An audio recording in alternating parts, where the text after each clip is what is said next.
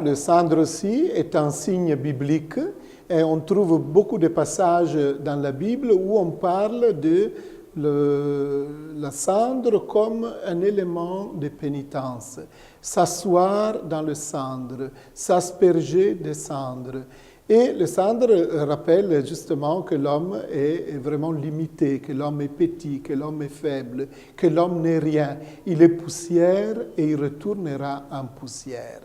Voilà que l'Église a adopté ce geste en suivant, disons, une tradition qui était présente depuis déjà le IVe siècle dans l'Église, c'est-à-dire la réconciliation des pénitents, des pécheurs publics. À ce moment-là, il n'y avait pas la confession individuelle, mais il y avait la confession publique.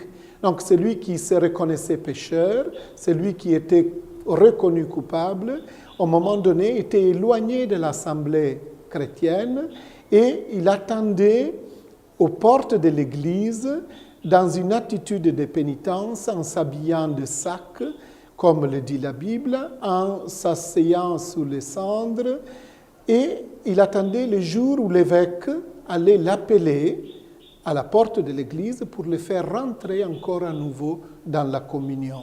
Nous sommes là environ autour du IVe siècle.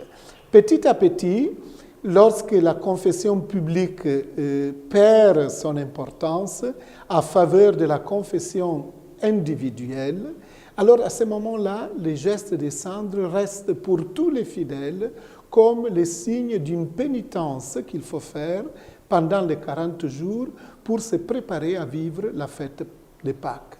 C'est à ce moment donc que ce geste pénitentiel est offert à tous les chrétiens comme un signe pour commencer ce temps favorable que le temps de carême.